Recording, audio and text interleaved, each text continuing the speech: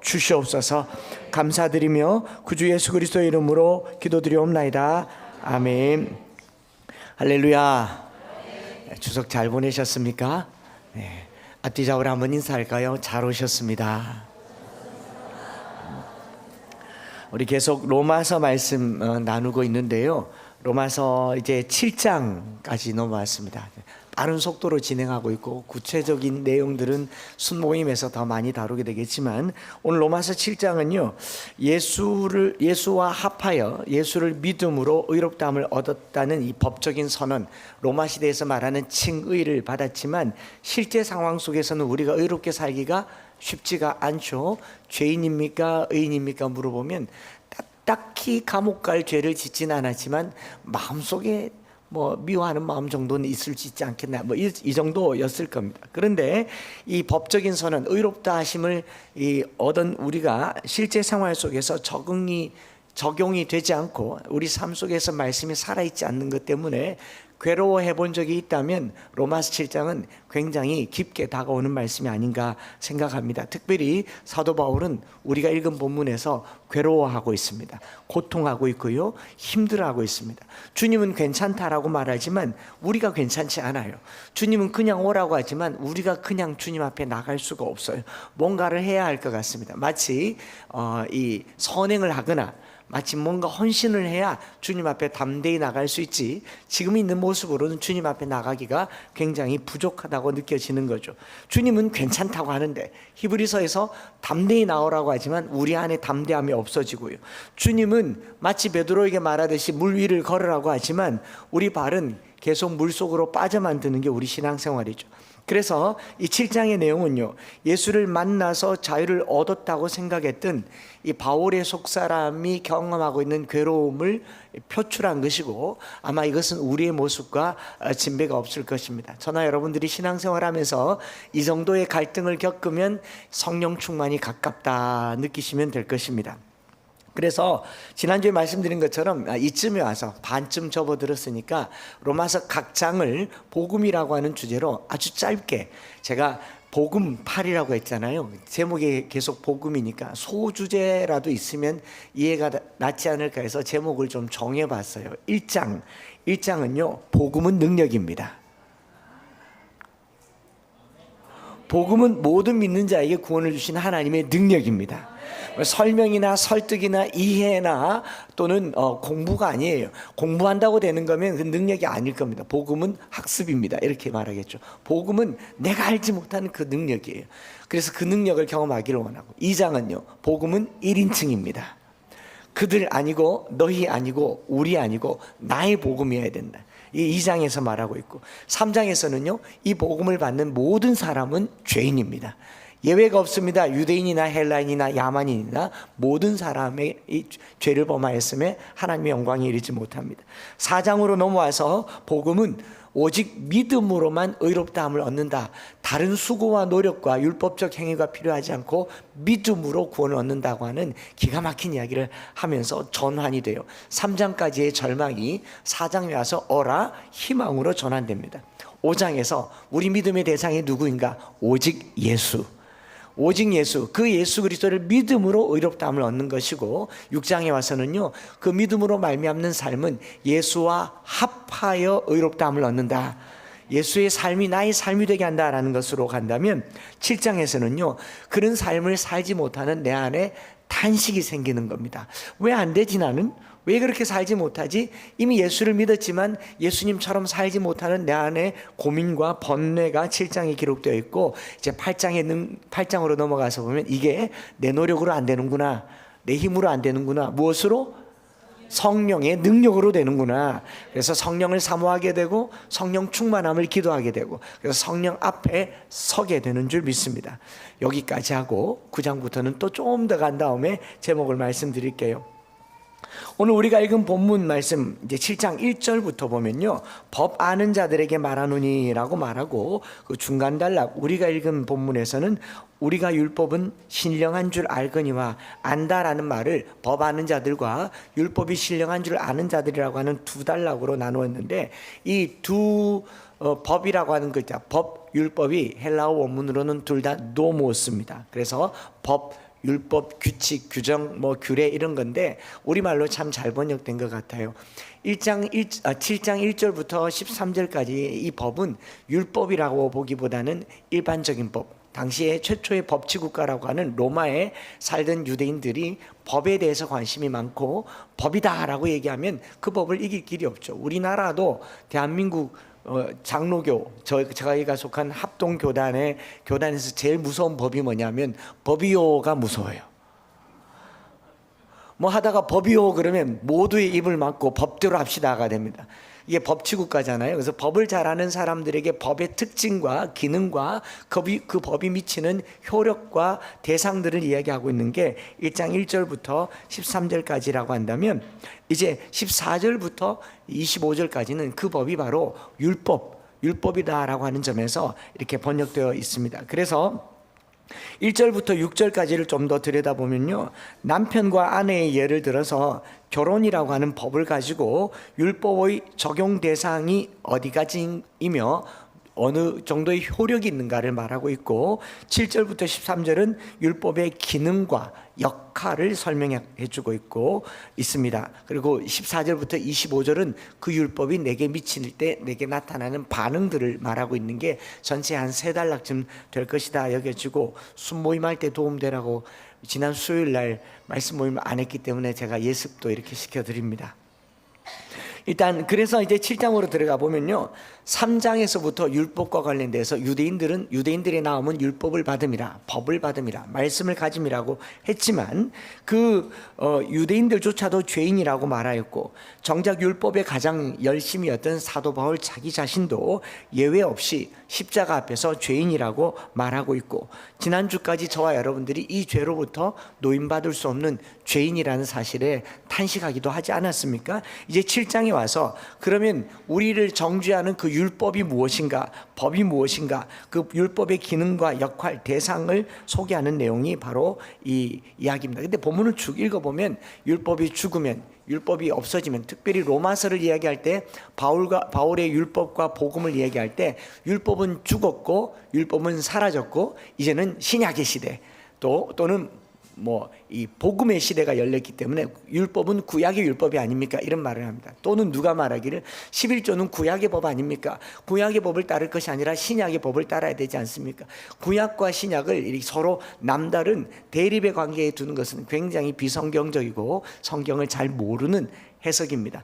그걸 11조만 구약의 법이라고 얘기해서도 안 되지만 또 그것을 거기에 끼워 맞춰서도 안 되는 이야기일 것입니다. 아무튼 사도 바울이 말한 율법의 이해를 사람들이 율법 폐기론자, 안티노미아니즘이라고 하는 율법 폐기론자 혹은 도덕 폐기론자로 본다면, 구약의 율법은 사라졌고 죄가 있는 곳에 은혜가 있다고 했으니 구약의 율법은 사라졌고 은혜의 시대가 열렸다라고 하는 것은 세대주의적인 성경 해석입니다. 구약 시대와 신약 시대를 나눈 거죠. 오늘 오후에 이런 부분들을 더 보면 이해가 될 겁니다. 여기 이 동네 곳곳에 다니면서 붙어있는 하나님의 교회, 안상홍 증인회가 하는 교리 중에 하나가 세대주의적인 성경 해석을 하죠. 구약은 성부 하나님이 역사하시고 신약은 성자 예수님이 삼위 하나님이 일하시지만 구약의 메인은 성부 하나님, 신약의 메인은 약속대로 오신 성자 하나님, 그리고 신약 이후로는 성령 하나님의 시대인데,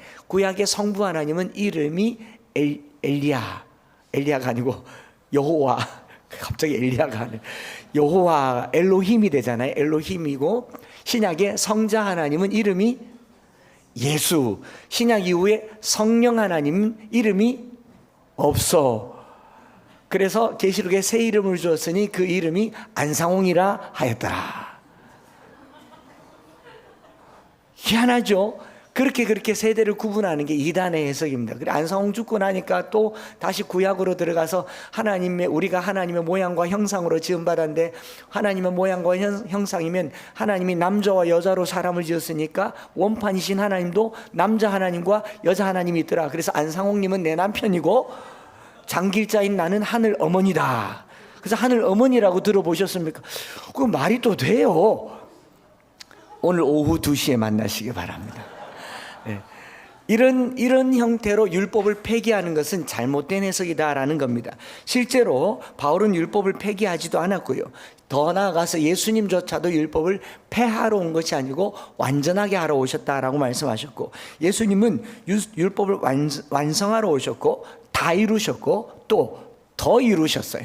예수님은 율법보다 더한 삶을 보여주셨지 율법을 포기하도록 하는 삶을 가르쳐주지 않으셨습니다. 우리가 알고 있는 마태복음 5장, 6장, 7장에 특별히 5장에서 예수님이 말씀하신 율법은 너희 의가 서기관과 바리새인보다 더 낫지 못하면 결코 천국에 들어가지 못하리라. 그렇게 말하지 않습니까? 5장 38절부터 또 눈은 눈으로 이는 이로 갚으라 하였다는 것을 너희가 들었으나 나는 너에게 말하노니 이루느니 악한 자를 대적하지 말라.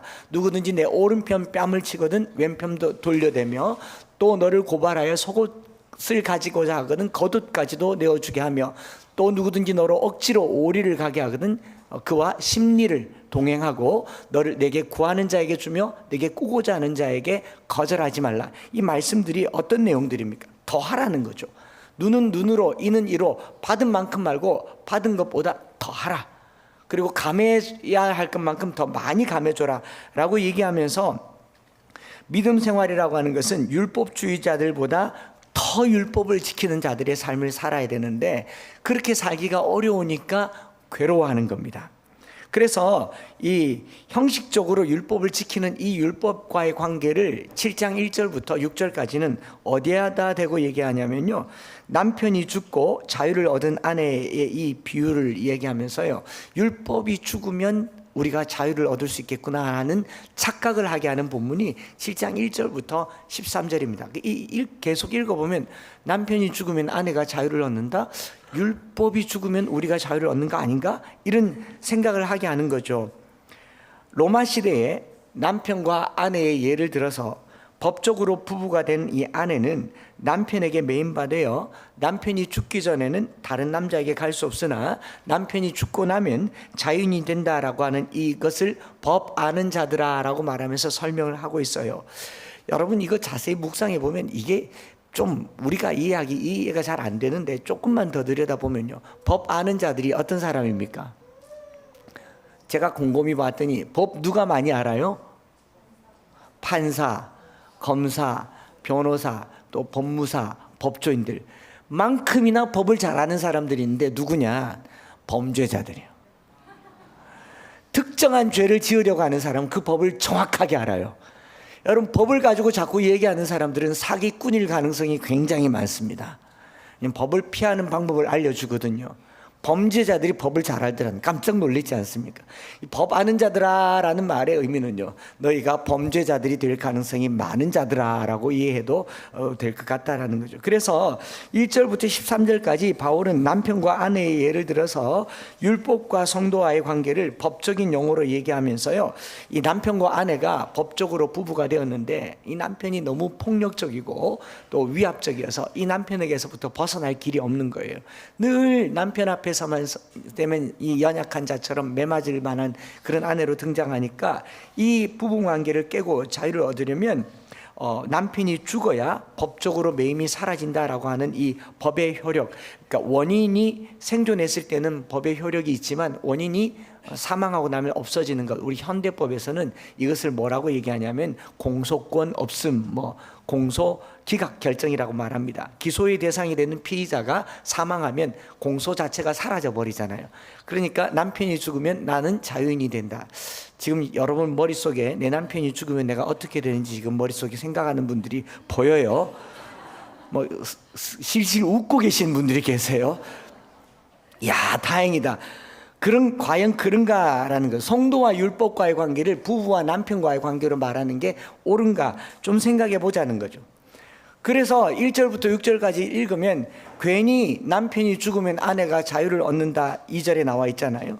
법에서 벗어나느니라. 남편이 죽으면 그 법에서 3절에 그 법에서 자유케 되느니라. 더 나아가서 다른 남자에게 가도 된다느니.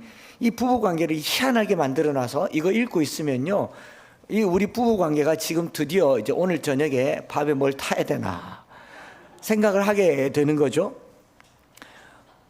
그 뭐 1세기 당시에 충분히 가능한 비유라고 생각은 하지만, 여러분, 폭력을 행사하는 남편이나 무책임한 남편이나 못쓸 남편의 경우에 헤어지거나 죽거나 하면 자유를 누릴 수 있다라고 생각하는데, 이게 바람직한 생각입니까? 제가 이 말씀을 이렇게 묵상하고 있는데, 어제 아침에 두 분의 가정에서 가정폭력과 관련된 이 상담과 기도 제목을 나눴거든요. 그 두 분 직접적인 대상은 아니고, 한 분은 그 성도의 가정에 폭력이 있어서 그 아이를 집에 잠깐 대피해서 보호하고 있는 경우를 얘기하고 있고, 한 분은 이제 친정 식구들과 관련된 이야기를 하면서, 그럼 제가 그분들에게 이렇게 말하면 어떻겠습니까? 남편이 죽어야 됩니다. 아버지가 죽어야 삽니다. 이 말이 되는 이야기냐고요. 이렇게 해석할 수 없는 이야기지 않습니까? 그러지 않겠습니까? 제 머릿속에는 어쨌든 아내 되시는 분들을 보호하고 잘 시간과 공간과 거리를 둬서 지켜야 된다는 생각이 들지만, 죽어야 된다는 생각을 할 수는 없잖아요. 그런가 하면 추석 연휴 기간에 김창옥 쇼에 한 일본 특집이 나왔는데, 그 일본 특집에 어떤 내용이 있었냐면요, 몹쓸 남편인데 4년 전에 집을 나간 남편이 4년 만에 돌아와서 아무 일도 없다는 듯이 그 집에서 남편 노릇을 하고 있다. 가서 안 왔어야 되는데, 왜냐하면 4년 동안 안 돌아오는 동안 아내는 굉장히 괴로웠지만 이제 좀 살만하단 말이죠. 근데 4년 만에 남편이 돌아온 거예요. 부활한 거예요. 아무렇지도 않게 지내는 거죠. 그걸 이제 상담을 하는데 김창옥 씨가 뭐 이런저런 얘기를 하다가 이 아내 되신 분에게, 일본인 여성에게 물어요. 만약에 당신이 처녀 시절로 돌아가서 아가씨가 되어서 이 남편이 이렇게 될 줄 알았더라면 그래도 결혼했겠는가? 여러분 어떻겠습니까? 당연히 안 했죠. 그런데 이 여인의 얼굴에 화면이 클로즈업 되고 많은 사람들이 이 여인을 주목하고 있는데 한참을 생각하더니 그래도 했을 거라고. 왜 그랬냐 물었더니 고개를 옆으로 딱 돌리더니 옆에 있는 딸을 쳐다보면서, 그 남편을 안 만났더라면 내게는 이런 딸을 낳지 않았을 것이지. 여러분, 부부관계라고 하는 게 지금 당장 없어지고 없애버리고 싶지만 그게 그렇게 간단하지 않습니다. 복잡 미묘해요. 없어졌으면 좋겠지만 없으면 어려워지는 게 부부관계고, 즉 어디 가서 안 왔으면 좋겠으면 안 오면 섭섭한 게, 그리고 뭐 빨리 어예됐으면 좋겠으면 빨리 어예되면 안 되는 게 부부관계. 그러니까 괜히 남의 부부싸움에 개입해가지고 빨리 끝내라 언니야, 그거 남자 아니다, 이렇게 말하지 마세요. 부부관계는 칼로 물베기입니다. 물로 칼베기, 칼로 물베기입니다. 그러니까 100만 가지 이유가 있어요. 근데 사도 바울이 왜 이런 말을 했느냐? 원인을 알았어요. 바울은 결혼을 안 했거든요. 부부관계를 몰라요, 이 사람이. 전혀 몰라요. 그러니까 남편 죽으면 아내가 자유로운다. 심지어는 더 나아가, 여러분, 어떤 여자가 남편 죽었다고 쉽사리 다른 남자를 찾겠습니까? 뭐 그럴 수도 있겠지만 그렇게 하기가 쉽지 않은 게 우리 정서잖아요. 바울이 이렇게 말하는 게 도대체 뭘까? 좀 더 생각을 해보게 된 거죠. 율법과 성도들의 관계를 좀 지나치게 적용한 것 같았어요.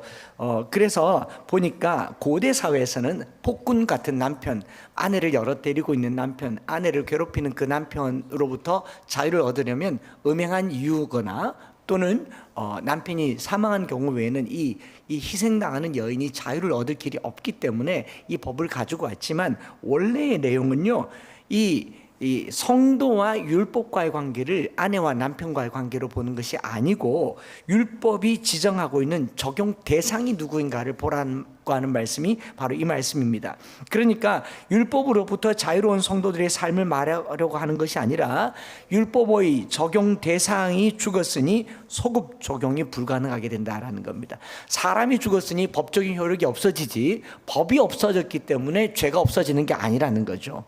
그렇지 않겠습니까? 그러면 율법이 적시하는 대상이 바로 남편이죠. 율법이 남편이 아닙니다. 율법이 적시하는 그 대상이 누구인가? 율법이 없어진 겁니까? 아니에요. 율법은 그대로 있고 율법을 적용시켜야 할 대상이 죽은 겁니다. 여기서 남편은 율법이 아니라 율법이 직시하고 있는 우리 속에 거하는 죄라고 얘기하는 겁니다. 우리가 누구랑 결혼했느냐? 죄와 결혼했어요. 그래서 율법을 딱 받게 되니까 이 죄가 죄로 드러나게 되더라라는 겁니다. 지금까지 남편을 나쁜 사람으로 혹 이 남편을 이 율법에 얽매이는 것으로 해석했지만 실상은 그런 내용이 아니고요.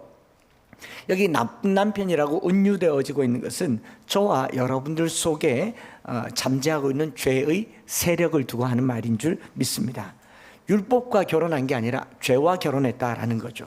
그래서 로마서 7장 4절에 우리가 다룰 본문에 이런 내용이 있죠. 그러므로 내 형제들아 너희도 그리스도의 몸으로 말미암아 율법에 대하여 죽임을 당하였으니 이는 다르니 곧 죽은 자 가운데서 살아나신 이에게 가서 우리가 하나님을 위하여 열매를 맺게 하려 함이라. 율법에 대하여 죽었다라고 하는 게 뭡니까? 너희도 그리스도의 몸으로 말미암아 율법에 대하여 죽임당하였다. 율법이 죽은 게 아니고 율법에 대하여 우리가 죽었는데 우리의 뭐가 죽었느냐? 우리 안에 있는 죄의 세력이 죽었다라는 거죠.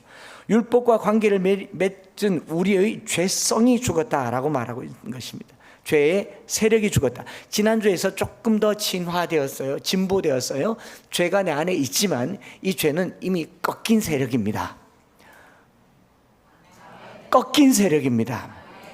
그런데 이 옛자로서 내 남편이라고 말하는 것을 5장과 6장과 7장과 연결해서 보면 좀 더 선명해요. 5장은 죄가 우리에게 뭐 하고 있다라고 말하고 있냐면 왕노릇하고 있다고 그래요. 6장에 와서 보면 우리가 죄의 종이 되었다라고 얘기하는 죄가 주인 노릇하고 있고요. 7장에 와서 보면 죄가 우리에게 뭐 하고 있느냐? 폭력적인 남편 노릇을 하고 있다라는 겁니다. 이해가 되셨죠? 율법이 아니라 죄라고 하는 거죠. 여러분들이 죄와 결혼했고 우리가 죄와 죄에 눌려 있다라는 겁니다. 남편에게 매인 삶이 괴로워하는데 남편이 죽고 나서 자유로운 삶이 되었다라는 것은 죄에 매여 괴로운 삶이 죄의 세력이 꺾였으니 자유롭게 되었다라고 얘기를 하는 거예요. 근데 이 자유가 한 단계를 더 지나가야 된다라는 것이 그 다음 단계이긴 한데 이 남편이 율법이 아니라는 것이죠. 여기서 남편은 율법이 아니고 얽매이는 것은 율법이 아니라 율법을 지키지 못하도록 하는 죄라고 하는 것을 잊지 마시기 바랍니다. 그래서 오늘 우리 개신교회에서요 복음을 얘기하면서 율법을 나쁜 것으로 폐기된 것으로 잘못된 것으로 생각해 왔기 때문에 한국 교회가 도덕적으로 윤리적으로 상황적으로 손가락질 당하게 되는 겁니다. 짠맛을 잃어버린 소금이 된 거예요. 빛을 잃어버린 등불이 되어버린 것이죠. 오늘 우리가 율법이 살지 않으면 바리새인보다 더 나은 법으로 살지 않으면 더 율법적으로 살지 않으면 결코 복음의 자리에 이를 수가 없다라는 게 바울이 이야기하는 율법의 기능이다라고 하는 거죠. 그래서 그리스도께서 죄와 사망을 십자가로 이기셨고 승리하셨기 때문에 저와 여러분들이 더 이상 죄의 권세에 매일 필요가 없다. 쉽게 말해서 예수님께서 죄를 지시고 죽으셨어요. 죽으시고 죄는 죽고 예수님은 어떻게 하셨어요? 부활하셨잖아요. 그러니까 우리 안에 있는 죄도 죽고 주와 함께 부활한다라는 말이 갈라디아서 2장 20절이죠. 내가 그리스도와 함께 십자가에 못 박혀나니 죄는 죽고 이제는 내가 사는 것이 아니요 오직 내 안에 나를 사랑하사 나를 위하여 자기 자신을 버리신 하나님의 아들을 믿는 믿음 안에서 사는 것이라. 의가 산다라는 말이 이런 말인 것이죠. 여러분 법을 없애는 게 아닙니다. 법이 바뀌는 게 아니라 대상이 바뀌는 겁니다. 남편이 죽고 아내가 자유로워졌다라고 하는 말은 율법이 죽었다라는 말이 아니라 내 안에 죄의 세력이 죽었다, 내 속에 죄가 죽었다라는 말을 이해해야 되고, 나라의 법이 잘못되면요 국회에서 입법 활동을 통해서 법을 바꾸면 돼요. 그렇지 않습니까? 그런데 사람이 법을 어기면 사법부에서 사람을 바꾸려고 하지 법을 바꾸려고 하지 않습니다. 그렇죠? 율법은, 그래서 사도 바울이 로마서 7장에 뭐라고 얘기하면 율법은 신령하고 선하고 거룩하고 의롭다라고 하는 겁니다. 율법의 1.1획도 단 한 절도 바뀌는 게 없고 바뀔 수 없다라는 것을 인식할 때에 성경이 내게 하나님의 권위 있는 말씀으로 들리게 될 줄 믿습니다. 그러면 율법이 직시하는 것은 죄라고 하는 것이죠. 죄. 그래서 사망아 너희 쏘는 것이 무엇이냐? 죄라고 얘기하지 않습니까? 그래서 죄의 삭슨 사망이라고 말하는 것이고, 그 다음에 우리가 로마서 7장에서 볼 수 있는 율법의 기능과 역할을 두고 본다면요, 율법은 어떤 기능과 역할을 가지고 있는가? 죄를 직시하는 이 기능과 역할을 알려주는데 경보 기능과 또 진단 기능이 있다라고 그렇게 제가 좀 쉽게 설명을 해봅니다. 정기검진을 가면 CT나 MRI를 찍죠. 그죠? MRI를 찍으면 내 몸에 뭐가 문제가 있다는 걸 발견하게 되지 않습니까? 그런 것처럼 율법은 죄를 진단해요. 이 죄가 내 안에 얼마나 심각한가를 진단해주는 기능이 바로 율법의 기능입니다. MRI가 없을 때는요, 암덩어리가 내 몸에 다 퍼질 때까지 그게 암인지도 몰랐어요. 옛날에는 그 악성 종양이 몸 밖으로 나와서 뭐 제 어릴 적에 어머니나 제 주변에 있는 이모들 뭐 암 걸렸을 때요, 이 가슴에 암 걸리면 막 쥐어짰어요. 뭐 병원 가서 수술하고가 아니고 고름 덩어리 같은 것을 짜고 고약이란 거 아세요? 막 온몸에 이 양성 종양 같지만 그 악성이 막 밖으로 삐져나오는 것들이 그 짜내면서 죽어가는 것을 봤단 말입니다. 진단 기능이 없으면 병의 심각성도 알지 못하는데 MRI나 CT처럼 진단 기능이 있으므로 병을 알게 되는 것처럼 율법이 선명하면 선명할수록 내 안에 죄도 선명해지는 것입니다. 율법이 죄를 발견하게 해주는 거예요. 몰랐던 것을 깨닫게 해주는 겁니다. 여러분, 죄가 있음을 알아도 죄가 어떤 것인지 모르면 그냥 죄와 더불어 살아가지만 율법으로 내 삶을 비추었을 때 이게 죄였구나. 심지어는 기도하지 않는 게 뭐가 죄가 되겠어요. 근데 성경을 보다 보니까 너희를 위하여 기도하기를 쉬는 죄를 범하지 않겠다, 이 말씀을 딱 보고 나니까 기도를 안 하는 것도 죄구나. 성경은 우리로 하여금 무엇이 죄인지를 계속 말해줘요. 내가 죄가 없다라고 생각하는 사람은 죄가 없는 게 아니고 진단을 안 받아봐서 그래요. 여러분, 병원 가면 멀쩡한 사람도 병자 되어서 나오는 세상이에요. 진단을 너무 잘하기 때문에. 새 차도 자동차 정비 공장에 가면 문제가 있어서 발견돼서 나옵니다. 깨끗하단 말 하기가 쉽지 않아요. 하물며 하나님의 말씀 앞에 내가 섰을 때 내가 거룩하다, 있을 수 없는 이야기예요. 그래서 성도들 가운데 가끔가다 내가 무슨 죄가 있는데요 라는 말이 제게는 어떻게 들리냐면, 당신이 성경을 모르는군요, 하나님을 모르는군요 라고 밖에 안 들려요. 이 땅에 죄가 없는 사람이 없을 수가 없죠. 그렇지 않겠습니까? 그래서 율법은 우리를 거룩이라는 기준으로 MRI 촬영을 해주고요, 어디에 암이 있는지 알려주는 것처럼 어디에 죄덩어리가 있는지 알려주는 겁니다. 더 이상 그 암덩어리를 남편으로 삼지 말고 그리스도의 십자가 앞에서 수술하라라는 거죠. 떼어내라라고 하는 겁니다. 이제 이 죄를 이기신 그리스도의 죄의 남편이 되지 말고 죄를 이기신 그리스도의 남편이 되라라고 하는 것이 율법의 기능이라는 것이죠. 주님의 신부된 저와 여러분들은요, 그리스도로 말미암아 이제 율법이 정하는 그 죄들로부터 자유롭게 되는 겁니다. 율법으로부터 자유롭게 되는 게 아니라 율법이 정한 죄들이 내게서 사라지는 것을 율법으로부터 자유라고 말하고 있는 거예요. 그래서 이게 로마서가 좀 어렵게 들리기도 하겠지만 율법이 나쁜 거냐? 아니라는 거죠. 자세히 묵상을 해보면요, 율법은 선하고 거룩하고 또 이 율법은 뭐라고 얘기합니까? 신령하다라고까지 얘기하지 않습니까? 그런데 율법이 정하는 죄가 심각한 거죠. MRI가 나쁜 겁니까? CT 기계가 나쁜 겁니까? 저 CT만 없었으면 내 머리에 뇌가 안 발견됐을 텐데, 저 MRI만 없었으면 내 몸에 암은 안 발견됐을 텐데, 그런 겁니까? 율법은 신령하고 거룩하고 선해요. 그것 때문에 뭐가 발견되느냐? 뇌 속에 그 구질구질한 죄덩어리가 발견될 수 있으니 율법은 내게 유익하다라는 것을 얘기하는 거죠. 암이 얼마나 무서운지 모를 때는요, 우리는 탄 음식 먹고 맛있다 그랬어요. 살짝 태우니까 고소하다라고까지 얘기했습니다. 그랬어요, 안 그랬어요? 커피도요, 옛날에는 많이 볶았어요. 강배전, 그래서 많이 볶아가지고 우유 태워 먹고 그래서 지금은요, 커피 조금만 탄맛 나도 안 먹습니다. 오히려 막 덜 볶아가지고 신내 나는 거, 신내가 아니고 신맛 나는 거, 신맛 나는 걸 만난다고 해요. 이제 태우는 거 안 좋아하는 시대에 살고 있어요. 왜? 탄 게 암에 걸린다는 걸 알아버렸잖아요. 이게 율법이라고요.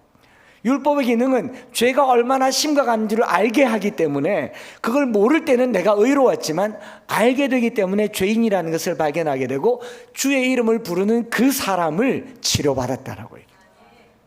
그래서 율법이 우리를 더 죄되게 한다라는 것을 알려주는 선명한 기준이라고 하는 것을 잊지 마시기 바라고요. 그렇게 해서 율법을 알고 나니 바울이 발견하게 된 자기 자아가 14절부터 25절인 거죠.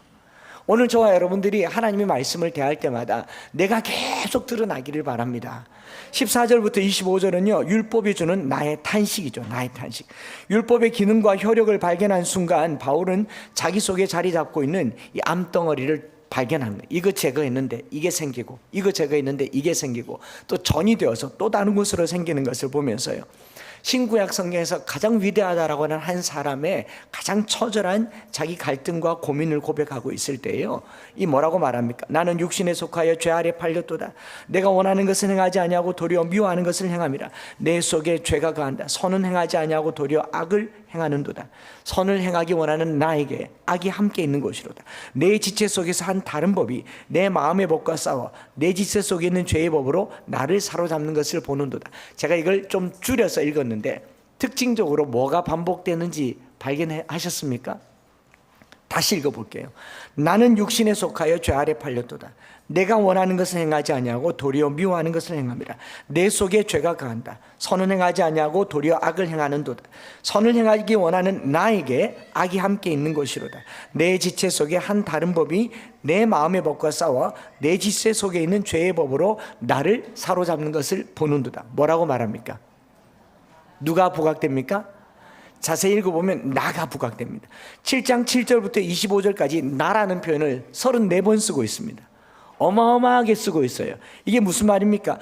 바울이 복음을 개진하는 방법이에요. 1장에서는요, 그들로부터 시작됩니다. 예외 없는 그들, 로마인이나 유대인이나 헬라인이나 야만이나 예외 없는 그들로 시작해서 유대인들에게 뭐라고 말합니까? 너희는 예외인 줄 아느냐? 너희도 예외가 아니다. 그 다음 또 축소되죠. 우리는 예외일 줄 아느냐? 우리도 예외가 아니다. 이 1인칭 복수형에서 다시 어떻게 해요? 1인칭 단수형으로 나야말로 죄인이라고 얘기하는 겁니다. 복음의 가장 강력한 능력은 이 말씀이 나에게 적용될 때 능력이 있는 겁니다. 너가 아니고요, 우리도 아니고요, 그들도 아니에요. 나예요. 우리라고 하는 말이 얼마나 위험한가 하면요, 우리 특별히 경상도 사람은, 대한민국 사람은 집단의식이 강해서요, 천당 혼자 가라 그러면 뻘쭘해서 안 간대요. 지옥 같이 가자 그러면 그거 괜찮대요. 그러니까 저 동성애자들이 정신 나간 짓으로 대구를 지옥의 불바다로 만들자, 우리는 태워지지 않아, 사라지지 않아, 불타지 않아, 이런 말을 하잖아요. 왜? 같이 가니까. 우리라고 하는 말은 위험한 말이에요. 다수가 이 길 간다고 그게 옳은 길이 아닙니다. 복음은 철저하게 나를 지목하고 있어요. 저와 여러분 한 사람 한 사람을 지목하고 있지 다수가 원한다고 가는 게 아니에요. 심지어는 가족조차도 우리가 천국 가는 게 아니에요. 내가 천국 가는 거예요. 바울이 자기 자신을 적시하고 있지 않습니까? 이사야 6장에서도 이사야가 그렇게 말하잖아요. 나라를 위해서 기도했어요. 우시아 왕이 죽던 해에 나라를 위해서 기도하다가 성전에서 하나님의 영광을 봅니다. 천사들이 날고 발을 가리고 눈을 가리고 창화하면서 거룩하다 거룩하다 거룩하다 했을 때 이사야가 뭐라고 말합니까? 이사야 6장 5절에 그때 내가 말하되 화로다 나요. 화로다 누구요? 나여 망하게 되었도다. 나는 입술이 부정한 자요 부정한 사람이요. 나는 입술이 부정한 백성 중에 거주하면서 만군의 여호와이신 하나님을 배웠습니다. 하나님 앞에 내가 드러날 때 이것이 복음입니다. 신앙생활은요, 내가 탄식하는 거예요. 거룩하신 하나님이 주신 율법, 그 율법 앞에 내가 보이지 않으면 아직 복음의 능력을 경험하지 못한 겁니다. 이 거룩을 들고 다니면서 상대방을 보여주는 것은요, 마치 옷장사 같아요. 옷장사가 거울 앞에 자기는 서지 않고 계속 상대방을 세워. 어머 언니 괜찮아요.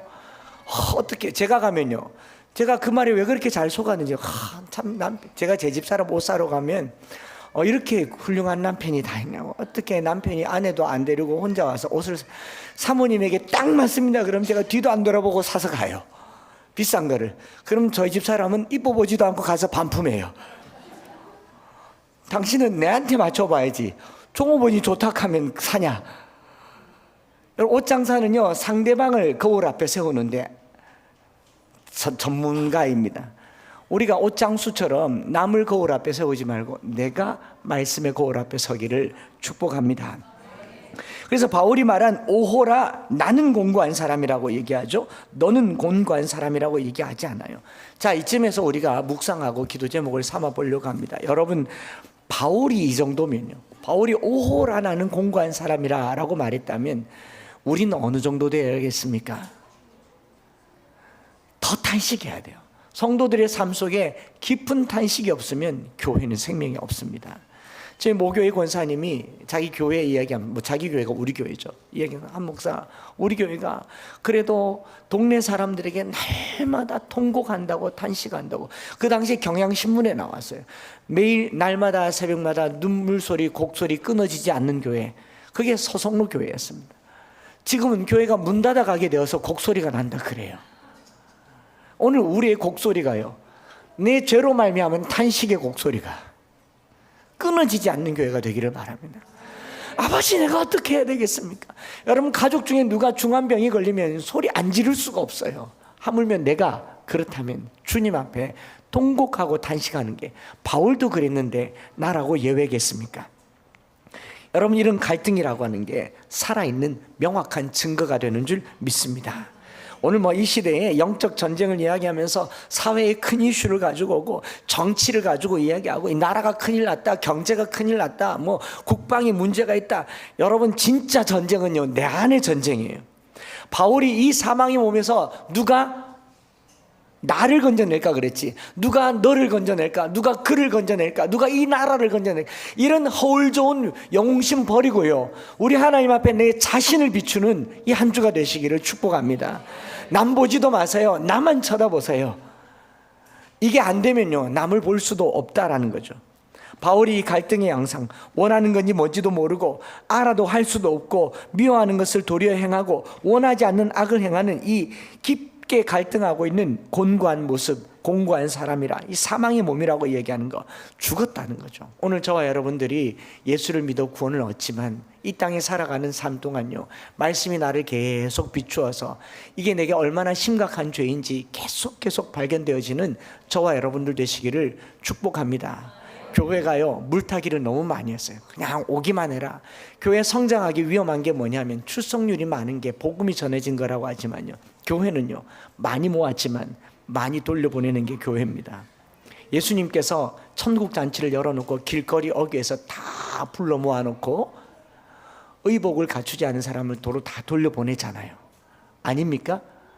많은 사람이 구원받아야 되지만 모든 사람이 구원받을 수 없다는 것을 알려주는 곳이 교회예요. 오늘 저와 여러분들이 주님의 그 진리의 말씀 앞에 내가 죄인인 것을 모르고 내 안에 이 심각한 탄식, 오호라 나는 곤고한 사람, 이 사망의 몸에서 누가 나를 건져낼까? 주님 앞에 설 때마다 주님 부끄러워서 견딜 수 없습니다. 이 죄가 나를 짓눌러서 이 사망의 몸에서 내가 죽을 것 같습니다. 탄식할 때, 그때가 살아날 때인 줄 믿습니다. 갈등하세요. 갈등하셔야 돼요. 그게 살아있다는 증거입니다. 여러분, 좀비는 갈등하지 않습니다. 시체는 괴로워하지 않아요. 죽은 영혼은요, 괴로움이라는 게 없습니다. 마비된 사람은요, 통증이 없어요. 그러나 살아있는 영혼이 통증이 있어요. 오늘 저와 여러분들이 괴로움을 아시기를 축복합니다.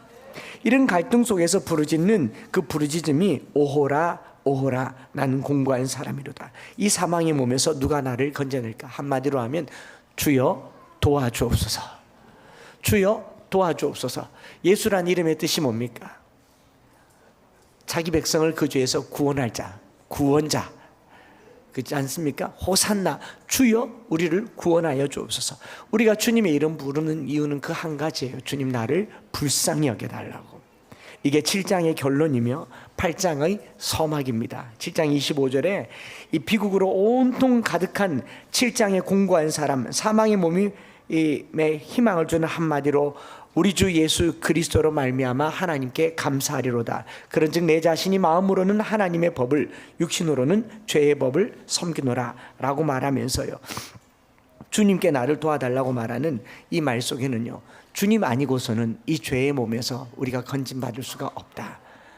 오늘 율법 아래 내가 죄인인 것이 드러났을 때 주님 아니고, 여러분 노력해서 될 것 같으면요, 다 구원받습니다. 절간 사람들도 구원받을 겁니다. 우리가 선행을 해가지고 구원을 받을 거면요, 교회 좀 열심히 다니면 헌금 좀 하면 구원받을 겁니다. 제가 예전에 말씀드렸지 않습니까? 이거 뭐 그렇게 듣는 분들이 좀 불편할 수도 있겠지만 미국 사람들이 도네이션을 많이 하고 교회에 헌금을 많이 하는 이유는 이게 구원의 방침이 될까? 그 신락 같은 희망 때문입니다. 그것 때문에 구원받는 게 아니에요. 회개해야 구원받습니다. 돌이켜야 구원받습니다.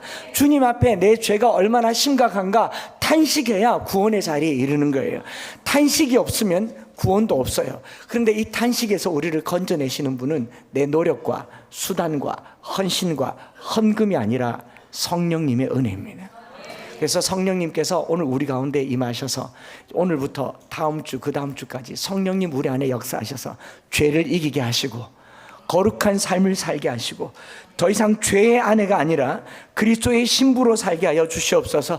죄 때문에 죽어가는 산송장이 아니라 그리스도와 함께 부활하는 오늘도 살아있는 산 예수가 되게 하옵소서. 그렇게 기도하는 저와 여러분들 되시기를 축복합니다. 우리 이 찬양을 드리려고 하는데요, 이 찬양이 오늘 우리의 마음에 주의 도를 버리고 헛된 꿈을 쫓던 우리 안에 거짓과 교만한 마음에 탄식이 있었으면 좋겠어요. 오늘 성경을 볼 때 성경이 내 안에 부족함을 낱낱이 고발할 때 그건 고마운 일이에요. 아니겠습니까? 저는 20년 가까이 심장이 심각한지 모르고 살았어요. 알고 나니까 불편한 게 하나 둘이 아니에요. 이 스마트워치 때문에 얼마나 스트레스 받는지 몰라요. 이거 몰랐을 때는 그냥 심장이 좀 뛰면 사랑인 줄 알았어요. 너무너무 두근거리니까 사랑인 줄 알았어요. 근데 병을 알고 나니까 부정맥이더라고요. 사랑인 줄 알았는데 부정맥. 내가 뭔가를 열심히 해서 열정이 올라오는 줄 알았는데 부정맥, 심방세동 뜨더라고요. 기계가 나쁜 겁니까? 고마운 거죠. 이것 때문에 약을 더 먹기도 하고, 이것 때문에 손살같이 서울 올라가서 병원 가서 치료받기도 하고, 이것 때문에 회복되어 가고 있는 줄 믿습니다. 고마운 거예요. 의사가 있으니까 심장 때문에 스트레스를 받지 않아요. 언제든지 갈 수 있지 않습니까? 우리 구주 예수 그리스도가 계시니까 죄 때문에 스트레스 받지 마시고 주님 찾으시기 바랍니다. 오늘 성령님 우리 가운데 부어주셔서 태워주셔서 이 하나님의 긍휼로 부끄러운 우리 삶을 덮어주소서. 우리의 소망, 우리의 구원 주께 간구합니다. 성령의 불로 나의 마음을 태워주소서. 나의 영혼 새롭게 하여 주소서. 우리 찬양 드리면서 한번 기도하시겠습니다.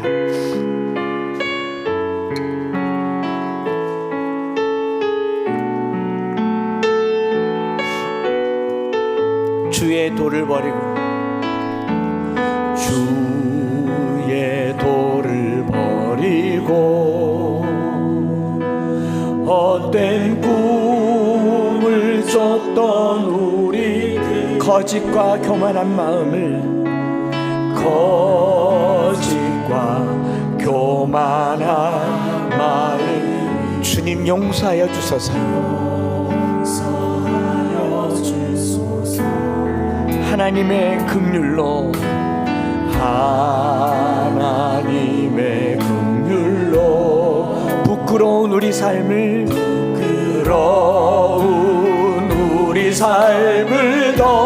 덮어주소서. 우리의 소망, 우리의 구원, 우리의 구원 주께 간구합니다.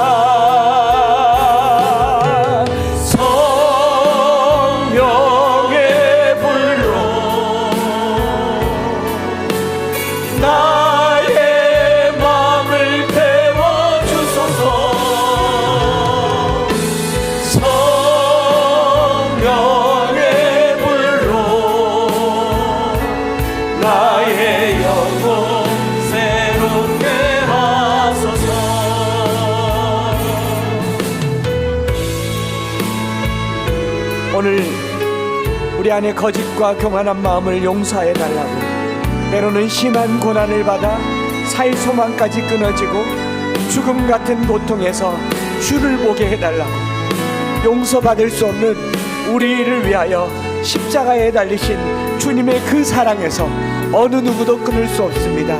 우리 다시 한번 고백하시겠습니다. 심한 고난을 받아 살 소망까지 끊어지고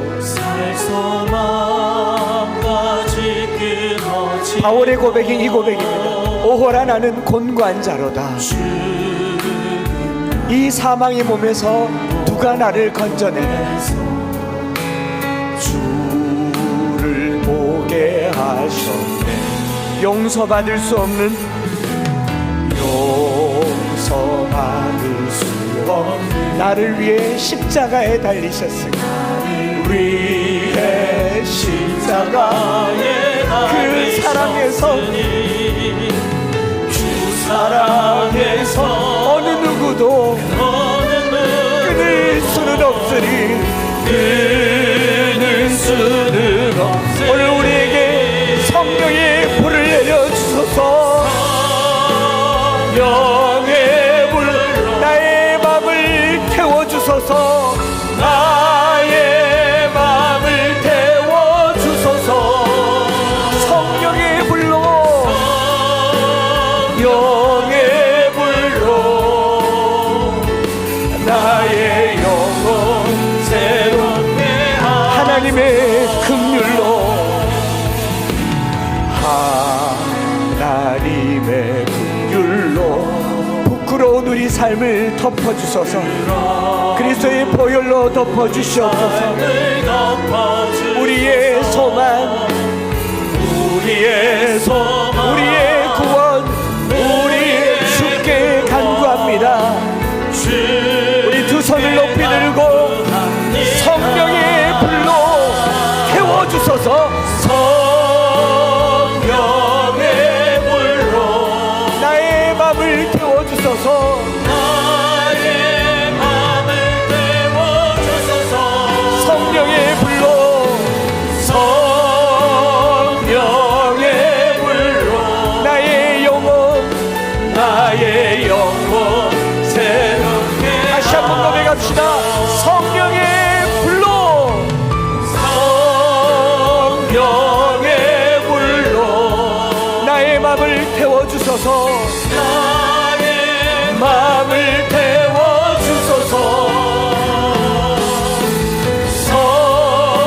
성령의 불로 나의 영혼, 나의 영혼 새롭게 하소서. 우리 시간에 말씀 붙들고 기도할 때요, 피 검사 하나만 해봐도 그 피에 구질구질한 콜레스테롤이 얼마나 많은 줄 아는데, 예수 믿고 살면서 나는 괜찮습니까?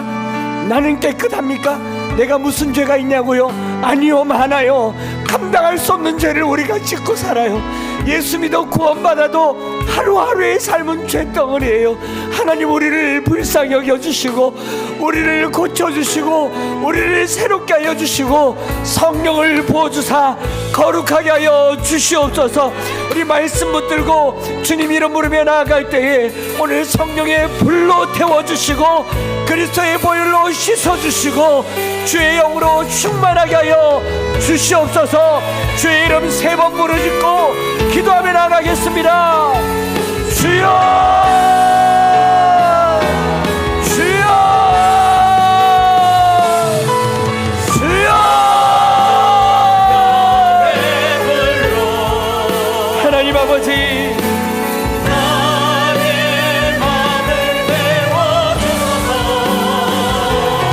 사망의 몸에서 누가 나를 건져내겠습니까? 알면 알수록 들으면 들을수록 괴로워할 수밖에 없는 우리의 죄된 인생 가운데 하나님 태워주시옵소서. 끊게 하여 주시옵소서. 떠나게 하여 주시옵소서. 벗어버리게 하여 주시옵소서. 거룩하게 하여 주시옵소서. 나의 복음이 되게 하여 주시옵소서. 주여 살려주시옵소서. 주여 살게 하여 주시옵소서. 불을 내려 주시옵소서. 주여,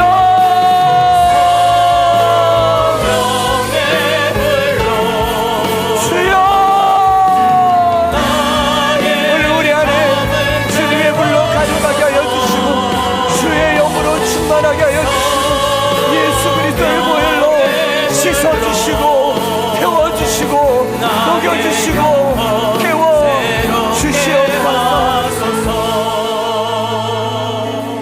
하나님 아버지, 우리가 율법 앞에 그것을 벗어버리려고 했다면 율법이 정한 죄를 벗어버리게 하여 주시고, 이 죄의 삿을 내게 왕 노릇하고 주인 행세하며 어처구니 없는 남편 노릇하는 이 죄를 끊어버리고 예수 그리스도의 순결한 신부가 되게 하여 주시옵소서.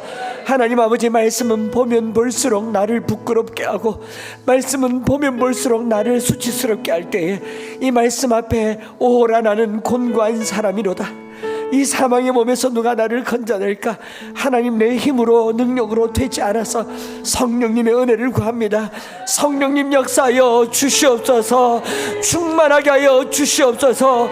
우리의 죄를 불로 태워주시고 그리스도의 보혈로 씻어주시고 거룩한 주의 신부가 되게 하여 주시옵소서. 오늘 함께 예배드림에 우리 안에 부끄러움과 수치스러움이 드러날 때마다 주님 이름 부르게 하시고 주님 앞에 탄식하게 하시고 우리 주 예수 그리스도로 말미암아 하나님께 감사하며 그리스도 예수 안에 있는 성령의 영으로 정죄함으로부터 벗어나는 은혜를 허락하여 주시옵소서. 이 한 주간 밥을 먹다가 일을 하다가 길을 걷다가 문득문득 나와 함께 하시는 성령님을 경험하게 하여 주시고 십자가를 경험하게 하여 주시고 온전케 하는 역사가 있게 하여 주시옵소서. 구주 예수 그리스도의 크신 은혜와 아버지 하나님의 변함없으신 사랑하심과 성령 하나님 위로 교통 충만 역사하심이 주님 앞에 공고한 사람으로 사망의 몸으로 누가 나를 건져낼까, 누가 나를 건져낼까 주님만 바라보는 사랑하는 모든 성도들 머리 위에, 특별히 실제로 우리 육체의 질병 가운데 주님 바라볼 수밖에 없는 사랑하는 성도들, 그들의 질병과 연약함 위에 이제로부터 영원토록 함께 있을지어다. 아멘.